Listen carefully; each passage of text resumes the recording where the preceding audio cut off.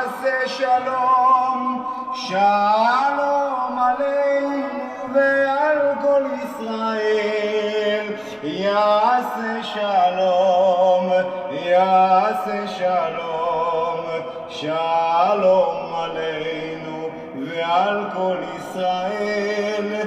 יעשה שלום, יעשה שלום, שלום עלינו ועל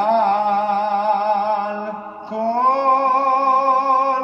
ישראל.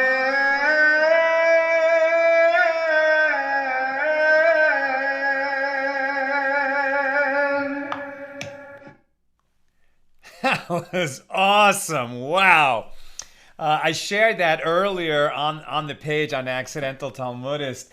That was an unnamed guy, somewhat random Israeli Mizrahi who walked into the Grand Synagogue in Florence in Italy and sang, of course, that beautiful song, Oseh Shalom, in a synagogue that would have been destroyed because in World War II by the Nazis who occupied it.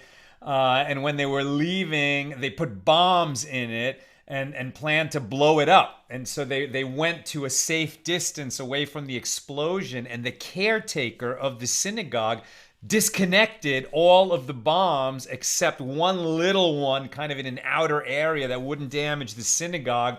And so the Nazis heard an explosion, figured something happened and didn't feel the need to come back. And that saved the synagogue.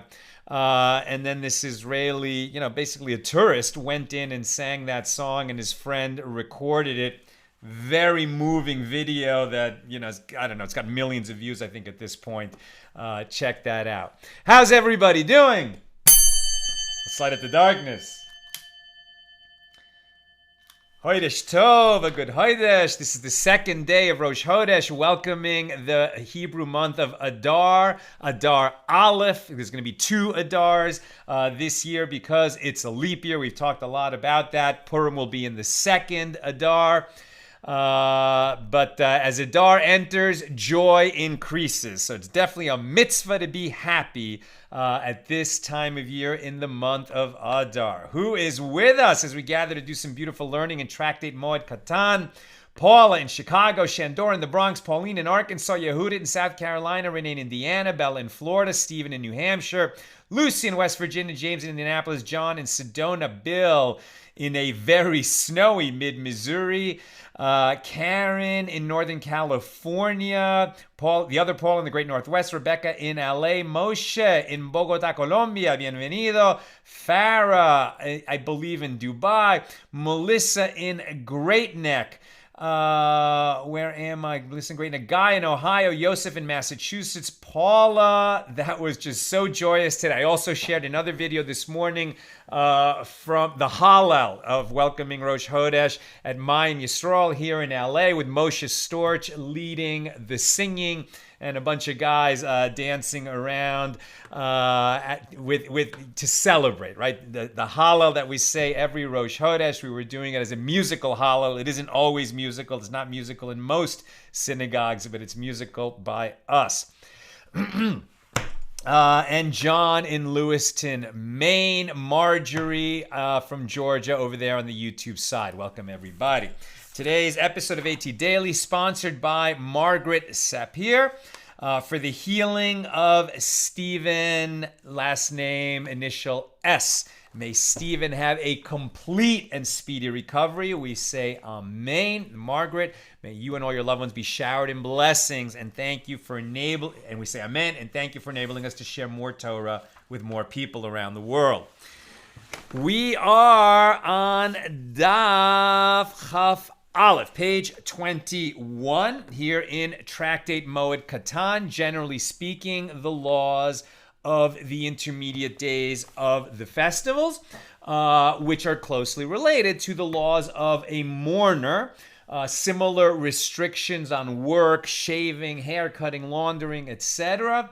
And then specifically we look at what happens when a mourner becomes a mourner just before or during a festival, and we've been talking about that here in chapter 3. We pick it up at the B side of page 20, right at the bottom. And we are discussing, we're in the Gemaras now, the commentary on Mishna number 4 here in chapter 3. It was further related that the son of Ammar's son died. So Ammar's grandson died. And Ammar rent his garment, right, tore his garment over him. His son came before him. So Ammar's son came before him, the father of his grandson, the father of the boy that died. And Ammar tore his garment again in the presence of his son as an expression of empathy with his son's pain and grief. Later, he remembered that when he tore his garment in his son's presence, he tore it while he was sitting down, and therefore he stood up and tore his garment again while standing. That is the law. When you tear your garment in grief as a mourner, you have to be standing up while you do that. With regard to this issue, the Gemara reports that Rav Ashi said to Ammar, "From where do we derive that tearing must be done while standing?" And he responded, "As it is written about the deaths of Job's sons," right? So Job, the biblical Job, the test, that kind of was arranged between God and the adversary, to see how Job would react, is that, he lost his children. So then when the deaths of Job's sons were recorded at Job chapter 1, verse 20, then Job arose and tore his coat. Now we're on the A side of page 21. Rav Ashi challenged him. However, if that is so, one should be required to stand while performing the ritual through which the brother-in-law frees the Yavama of her levirate bonds. Chalitza, as we've talked about, when a Jewish man dies, this is not practiced anymore, but in ancient times, if he dies and he's married, but he doesn't have children, and he has a brother, then the brother and the widow are obligated to marry each other or release each other through a ceremony called chalitza. Does that have to be done standing?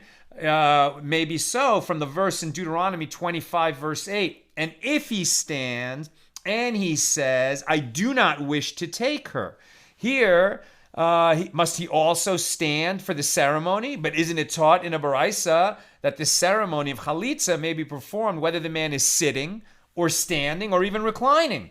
And he said to him, well, there in the case of chalitza, it is not written, "and he will stand, and he will say," which would imply an obligation to stand.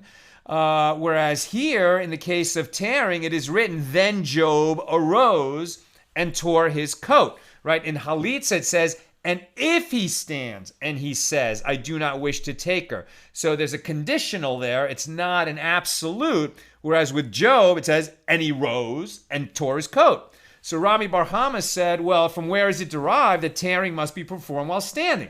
As it is stated, then Job arose and tore his coat. And the Gemara asks, well, perhaps he did something extra beyond what is required, and actually there's no obligation to stand, as if you do not say that he did more than was required of him, then how do you explain the continuation of the verse? Right, Job 120 was, then Job arose and tore his coat, and he shaved his head. So if we're learning that a mourner needs to stand and tear his clothes when he learns that he's a mourner, does he also have to shave his head? Do all mourners have to shave their heads? Clearly not. We haven't heard anything like that. So the Gemara concludes, rather, this source, meaning Job as the source of the obligation to stand when tearing one's garment, we're going to have to reject that as the source for that, because then it would imply that one also has to shave his head. Rather, we reject that source, and instead we derive this law that one must be standing when he tears his garment from a different verse. And we look at 2 Samuel 13:31 about David, King David, mourning over his son when he lost a son. And it says, and then the king arose and tore his garments. And the Gemara asks, well, but perhaps he too did something extra beyond what is required, and we're not actually learning the requirements of all mourners from the actions of David. For if you do not say that, then how do we explain the continuation of that verse? Because about King David it says, then the king arose and tore his garments, and he lay on the earth, like he lay on the dirt floor. Is every mourner required to act in this manner also? But isn't it taught in a baraisa? If a mourner sat on a bed, on a chair, on a large mortar, or on the ground, he does not fulfill his obligation through any of them. And Rabbi Yochanan said this is because he did not fulfill his obligation to overturn his bed, even if he lay on the ground. Right? We don't have that practice anymore, but in ancient times, beds were pretty like standard, like a cot, right? And so legs and then a platform not that far above the ground, and then they would turn it over so that the legs were up in the air, but now that platform is just a little bit off the ground. And that's where one sits and sleeps in ancient times, right? So this is because he did not fulfill his obligation to overturn his bed. Even if he lay on the ground, he still has to overturn his bed. And this indicates that there is no requirement whatsoever to lie on the ground. You don't have to lie on the ground. Nowhere does it say that. We're accustomed that in a shiva, the mourners sit in very low chairs, right? They don't sit in normal chairs, but there's no overturning the beds. We don't do that anymore. A Maimar said to Rav Ashi, the verse does not mean that David actually lay on the ground. Rather, it was as if he were on the ground, since he overturned his bed and brought it closer to the ground. And if this is the case, then a Maimar acted correctly, and a mourner should tear his garments while standing. And that is the law. That is the halacha. The sages taught these are the activities that a mourner is prohibited from engaging in. So we've talked about a bunch of these practices, but here's a nice concrete list of what is it when you're a mourner, when you're in Shiva, what's going on for you. So he is prohibited from working and from bathing and from anointing himself with oil and from engaging in sexual relations and from wearing shoes, leather shoes. And he is prohibited from reading in the Torah and in the prophets and in the writings. So you're not doing Torah study, you're not doing Bible study, you're not anywhere in Tanakh. Except that you can read, like Jeremiah, Lamentations, the passages that are about sad events in Jewish history, the calamities of Jewish history. That's permitted to a mourner. But otherwise, he shouldn't engage in Torah study, which is understood to create joy and is inappropriate for the mourner. So he doesn't read Torah, prophets, writings. He doesn't study Mishna or Midrash or even halachas, even laws. And in the Talmud, and he doesn't study Talmud, meaning the Gemara, and in the Agadot, which are the more story-like incidents that are related in the Talmud. But if the public needs him to teach these things, right? So if it's a Torah scholar who the public depends on to teach them Torah, then he need not refrain from doing so. He is permitted to engage in Torah study if his students depend on him. There was an incident that the son of Rabbi Yossi died in Sippori, and Rabbi Yossi entered the study hall and expounded there for the entire day, I guess on the day of his son's death, because his students needed him. And it was related that a calamity, i.e. a death in the family, once befell Rabba Bar Chana, and he thought not to go out to deliver his exposition. Rabbi Hanina said to him, is it not taught that if the public needs him to teach these things, one need not refrain from doing so?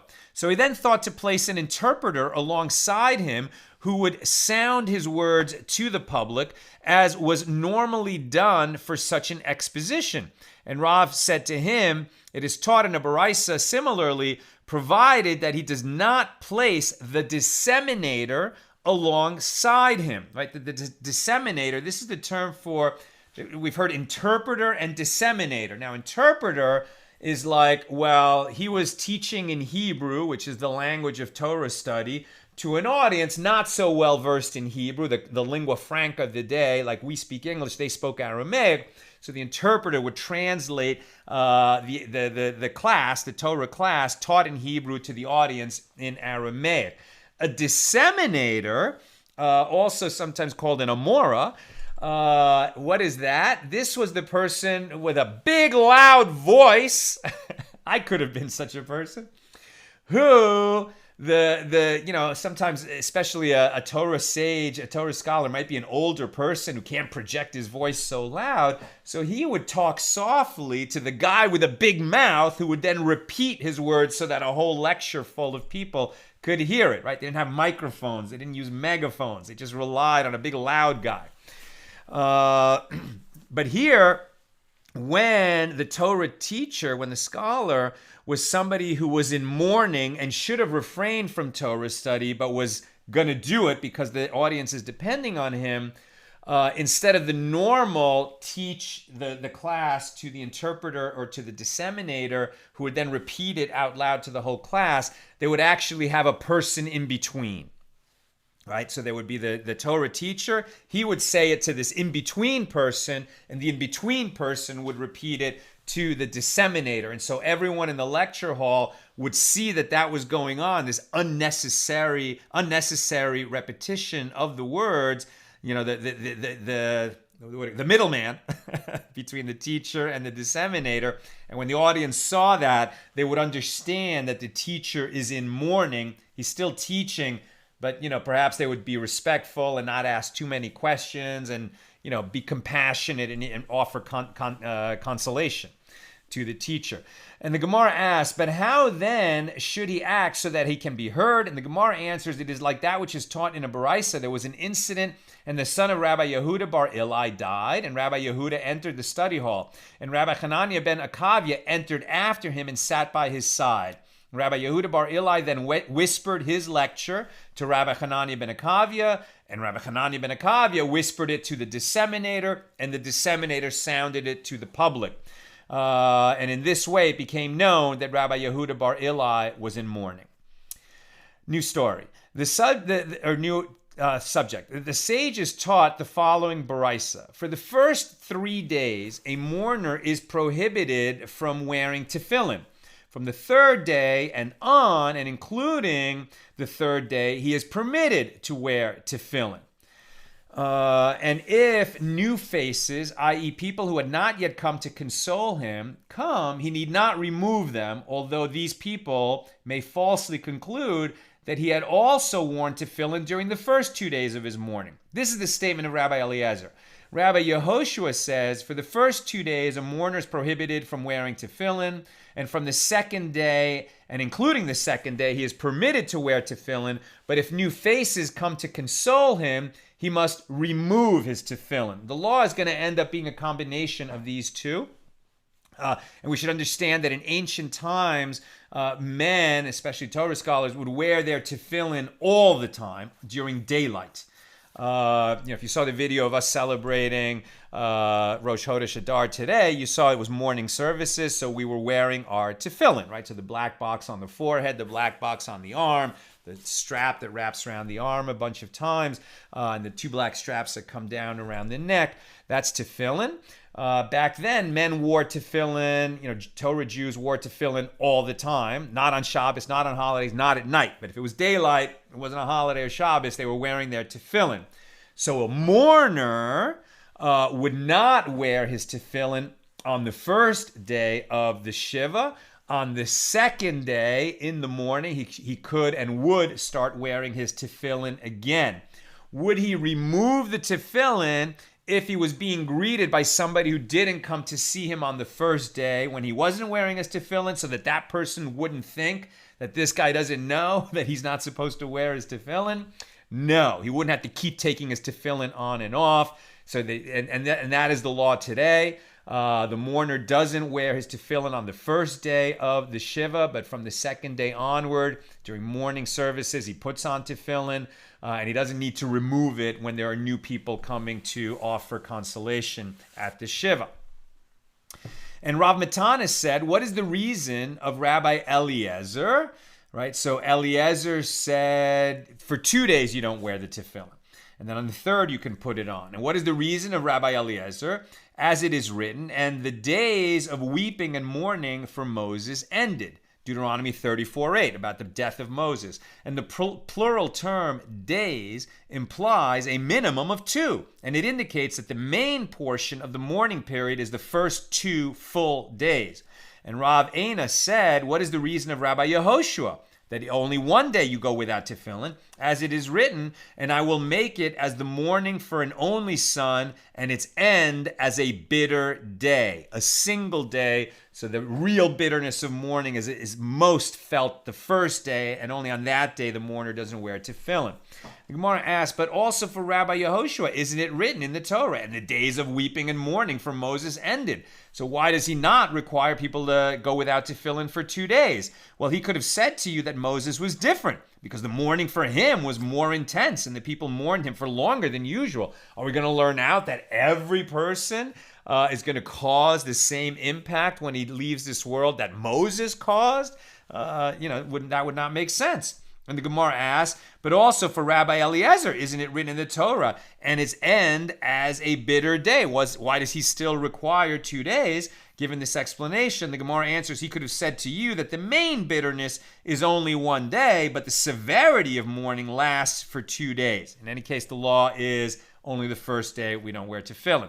Ula said the law is in accordance with the opinion of Rabbi Eliezer with regard to the removal of tefillin, that you don't have to remove it when new people come.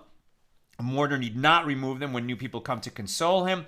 And the law is in accordance with the opinion of Rabbi Yehoshua with regard to wearing tefillin, and so a mourner may already start wearing his tefillin on the second day. A dilemma was raised before the scholars. According to Ula, who rules in accordance with Rabbi Yehoshua that a mourner may wear tefillin on the second day of his mourning, is the mourner required to remove them if new people arrive on that day, or is he not required? And the Gemara answers, come and hear what Ula said explicitly. One removes his tefillin when new people come to console him, and he puts them on again when they leave, even if he must wrap and remove 100 times. And this is also taught in a Baraisa. Yehuda ben Tema says he removes his tefillin and puts them on again, even if he must do so 100 times. Rava said, once he puts on his tefillin, he does not remove them again. And the Gemara asks, but wasn't it Rava himself who said that the law is in accordance with the opinion of the Tana of our Mishna, who said that the most serious period of mourning is 3 days? How then does he rule in accordance with the Baraisa that a mourner dons his tefillin on the second day? And the Gemara answers, a mitzvah is different, and since it is a mitzvah to put on tefillin, the mourner is required to do so even during those first 3 days. We're on the B side of page 21. The sages taught the following Baraisa. During the first 3 days after his bereavement, a mourner is prohibited from working. Even if he is a poor person who is supported by charity, still he doesn't go to work during those 3 days. And from this point forward, he may do work privately in his own home if he needs to do so. And similarly, a woman may spin thread on a spindle in her own home when she is in mourning if she must work in order to eat. Otherwise, you shouldn't be working that whole week. And the sages taught in another Baraisa, a mourner during the first 3 days after his bereavement may not go to another mourner's house to console him. And from this point forward, he may go, but he may not sit among the consolers. Rather, he should be in the place of the consoled. God forbid you lose a close relative, you're sitting Shiva, and a friend of yours loses a close relative during that same week, right? So you are the type of relationship that you would go to each other's Shiva, but you're both in your own Shiva. So according to this, well, after the first 3 days, you could go visit a different Shiva. Otherwise, you shouldn't be leaving your house at all. But to go to a different Shiva, maybe you can. Where did the law come out on this question? The Rima writes that today it is customary for the mourner not to leave his house for all 7 days, even if he wishes to go to another house of mourning. That person will be consoled by other people visiting him. If you're sitting Shiva, you sit your Shiva. You don't go visit another Shiva. The Gemara asks, is he really prohibited from extending... The sages taught in another Baraisa. A mourner, during the first 3 days after his bereavement, right, which starts after the burial, is prohibited from extending greetings to others. And from the 3rd day to the 7th day, he may respond when other people address him, but he may not initiate the greetings to them. From this point forward, he may extend greetings and respond in his usual manner.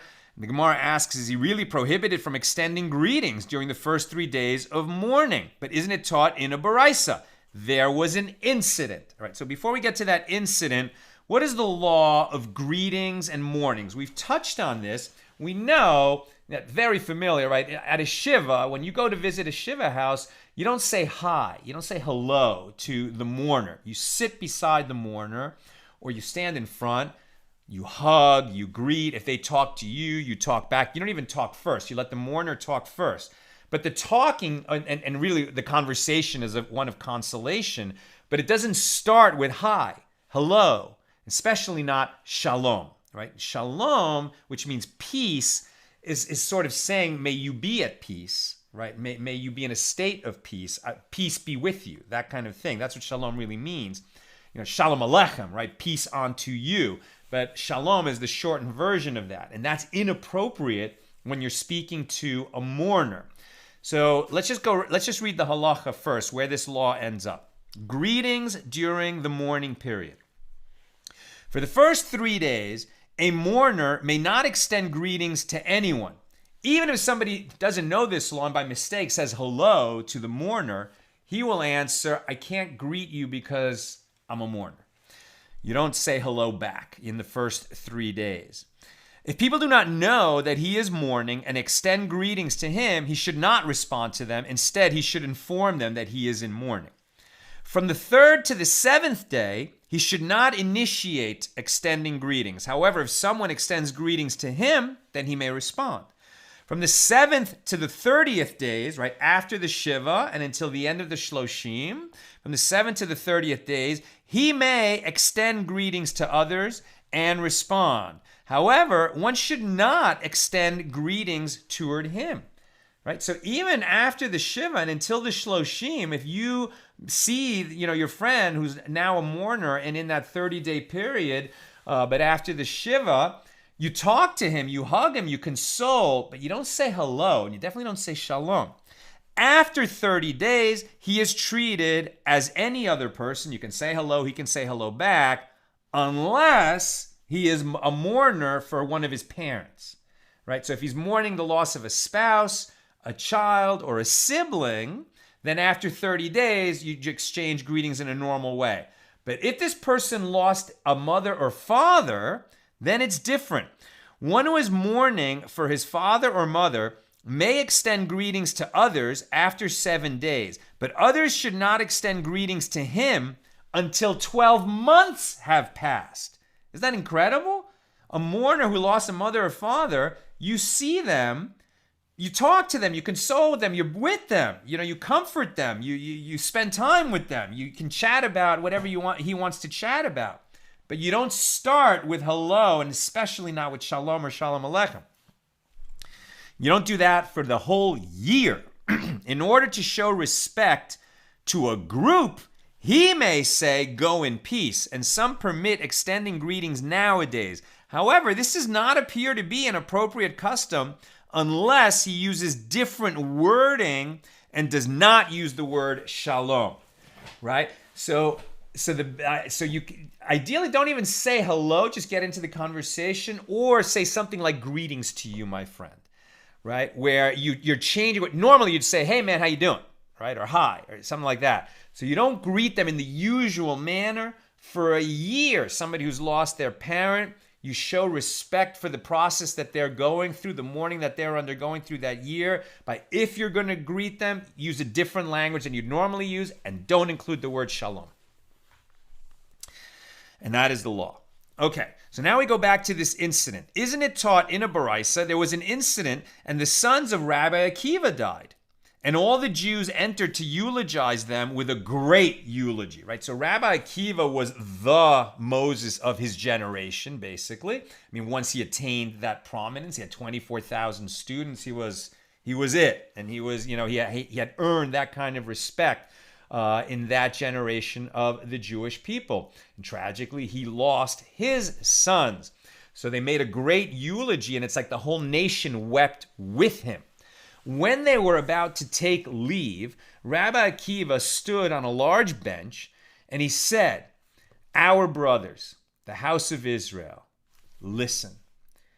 Even had my 2 sons been bridegrooms," right? Like the tragedy is already so great. I mean, he lost his 2 sons. How could it be even greater? God forbid they were about to get married or had just gotten married. That would make it even worse, right? So he's saying, even if it was the worst possible calamity that I lost my 2 sons and they were just, and they were at their weddings, God forbid. But even if my 2 sons had been bridegrooms, still I would have been consoled on account of the honor that you have shown them, right? This huge, huge crowd that came to pay honor and respect and consolation to Akiva on this tragic episode, this tragic day. And he wanted to thank them for all of them coming. And he was saying how much it meant to him, right? I would have, even if they were bridegrooms, I would have been consoled on account of the honor you have shown them. If you came to console for the sake of Akiva, well, there are many Akivas in the marketplace whom the Jews do not all come to console.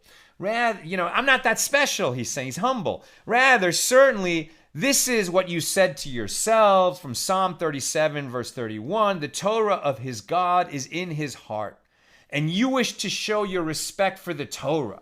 Right? The reason you all came, I'm not that special, but it's been my role to share Torah with all of you. You appointed me, and I'm doing my best to share Torah in the way that I've been sharing. And the reason you all came is not so much because I'm special, it's to pay respect to God and Torah that I just am a conduit for. And all the more so is your reward doubled, for you have consoled mourners and shown respect for the Torah. Return now to your homes in peace. And this indicates that a mourner may greet other people, even on the first day of his mourning, right? The fact that he stood up and made this talk to everybody, and then at the end he said, return now to your homes in peace, and he used the word shalom, peace, would indicate that perhaps you can greet a mourner, or the mourner can greet others, even at the beginning of the mourning period. The Gemara answers, showing respect for the public is different. Rabbi Akiva was permitted to greet them to demonstrate courtesy and respect. But that is not necessary in a normal Shiva visit situation. It was taught in the aforementioned Baraisa, from the 3rd day to the 7th day, he may respond when other people address him, but he may not extend greetings to them. And from this point forward, he may extend greetings and respond in his usual manner. And the Gemara raises a contradiction from another Baraisa that states, one who finds another in mourning during the first 30 days of that person's bereavement may still speak words of consolation to him, but should not extend greetings toward him. If he finds him after 30 days, he may extend greetings toward him, but he should not speak words of consolation to him so as not to remind him of his pain. Right? After the 30 days, now you should be warm to your friend, but you don't have to say to him, oh, God, I know you must be so sad because you lost that relative. Maybe he wasn't thinking about that at that moment. Why would you stab him with that pain? If it was the mourner's wife, this is interesting, if the mourner lost his wife and he married another woman within 30 days of his first wife's death, one may not enter his house to speak words of consolation with him, so as not to offend his new wife. If, however, he finds him alone in the marketplace, he may speak to him with gentle words and in a serious manner. And this indicates that the prohibition against extending greetings lasts for 30 days and not just 7. And Rav Idi Bar Avin said the 2 baraisas are referring to different situations. The first baraisa is referring to the mourner himself, who may extend greetings and say shalom to others after the completion of his 7 days of mourning, because the other people are at peace. Right? He can say to them, peace be with you, because they are at peace. They're not mourners. But the second baraisa, which speaks of a prohibition that lasts 30 days, is referring to the other people who should not extend greetings to him, as he, the mourner, is not at peace. So the Gemara challenges, but from the fact that it teaches in a baraisa that after the 3rd day of his bereavement, the mourner may respond when other people address him, well, by inference, others may extend greetings to him. The Gemara answers, this is referring to a case where the other people did not know that he was in mourning, and they unknowingly extended greetings to him. The Gemara asks, well, if so, the Baraisa speaks of a case where the people who greeted him were unaware that he was in mourning. Well, then they're also, during the first 3 days of his bereavement, he should be permitted to respond when other people address him if they don't know he's a mourner. The Gemara answers there, during the first 3 days, no, it's too intense, his mourning, and he should not respond to their greeting, even to be polite. Rather, he must inform them that he is in mourning and not respond to their greetings. And here, after the first 3 days, he need not inform them about his bereavement, but rather he may respond to their greetings. Maybe he doesn't want to get into a conversation with this person that he happens to run into in some situation. And the Gemara raises a contradiction from another Baraisa that states, one who finds another in mourning during his 12 months of bereavement may still speak words of consolation to him, but he should not extend greetings toward him. If he finds him after 12 months, he may extend greetings toward him, and he should not speak words of consolation in order not to remind him of his loss. He may, however, speak to him indirectly, i.e., he may say to him, may you be consoled, without mentioning the name of the deceased. We're almost done, so if you got questions or comments, get them in. And Rabbi Meir said, one who finds another in mourning after 12 months and speaks to him words of consolation, to what may this situation be likened? Right? So this idea of why would you remind somebody that they had a loss? After 12 months, they're pretty much back to normal life. They're still going to miss their mom or dad, obviously, but it's not your place to remind them of that loss. And to what can this be likened? To a person who broke his leg and it healed, and afterward the doctor found him and said to him, hey, come to me and I will break your leg a second time, and then I will heal it, so that you may know how good my medicines are and how well they work. One who consoles his friend after so much time has passed acts in a similar fashion to this idiot doctor, stirring up an old wound and then trying to heal it. In any event, it appears that one must not extend greetings to a mourner during the entire 12-month period. And the Gemara answers, this is not difficult. This Baraisa, which says that one must not extend greetings to a mourner for 12 months, is referring to one who lost his father or mother.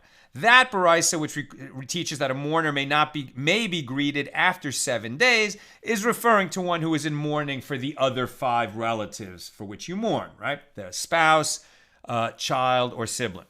And the Gemara asks, there too, in the case of other relatives, after 30 days, let him speak words of consolation to him indirectly. Why does the Baraisa say that after 30 days he should not speak words of consolation to him at all? And the Gemara answers, yes, it is indeed so. And what is meant by the words, he should not speak words of consolation to him? This means that he may not console him in his usual manner, but he may speak to him indirectly. Right, definitely the takeaway, the running theme there is that when your friend or loved one becomes a mourner, you want to act with a tremendous sensitivity to what they're going through. Do a little bit of research about the law, if it's a Jewish friend and what mourning that they're going through before you go to the Shiva house. Maybe figure out where they are. If it's the Shiva house, it's the first 7 days. If it's been a Shiva recently, but the Shloshim hasn't come yet, so they're in that 23 days between the 7th day and the 30th day. Did a person lose his parent? Okay, so it extends for the whole year. And just be there for them. But, generally speaking, don't lead the conversation. If you're going to offer consolation, do so in a very delicate manner. All right, let's go to questions and comments. On Moed Katan, page 21. Okay. Yosef. I'm unable to join tonight, but I did some homework on my question from last night and wanted to relay my findings from Aish.com, as you suggested. Right? Yosef asked yesterday about the mourner's Kaddish and how it became the mourner's Kaddish. The Kaddish doesn't say anything about death and bereavement. It actually just sanctifies the name of God. So Yosef reports, originally the mourner's Kaddish was called the orphan's Kaddish, as someone else here mentioned, but according to Yosef Telushkin, The mourner's Kaddish came to mean that we uplift our souls by bringing praises to God, right? So it's a manner, it's a way to console ourselves by lifting ourselves up toward God. Thank you, Yosef. Bill, the role of the disseminator was, as I understand it, also something that Christians had in certain places, larger cathedrals and similar, where it was less likely the people of the rear would hear the sermon. In a humorous way, we know this because of records of criticisms of these individuals from their superiors when they got creative with the wording. Apparently, once in Rome in the 1400s, a preacher made a complex point about the need for the pious to be always aware of their mortality. And the disseminator turned and cried to the people, "We're all going to die!" Which, while accurate, was somewhat blunt. Our Islamic cousins, from my understanding, thought that this solution was inelegant and opted to master acoustics in their mosques instead. And the great Mosque of Cordoba in Spain, which became a Christian cathedral later, had amazing acoustics until some renovations botched it all up. You just can't get good help these days. Thank you, Bill. Thank you for that historical and very colorful info. And Sharon, last comment, I was driving, so I couldn't comment until now. The disseminator sounds like Garrett Morris on Saturday Night Live interpreting for the hard of hearing, right? Instead of using sign language, Garrett would just repeat what the news anchor had just said, but shouting it. Very good. Okay, that's what I've got for us tonight. Wishing everybody a joy-filled month of Adar, this first month of Adar. It'll be second Adar that has Purim in it, since this is a leap year. Today's Wednesday, so tomorrow night, Thursday, our regular class time, 6 p.m. Pacific, and then we're almost at Shabbos. Our regular time on Fridays is noon Pacific. Have a great, great evening.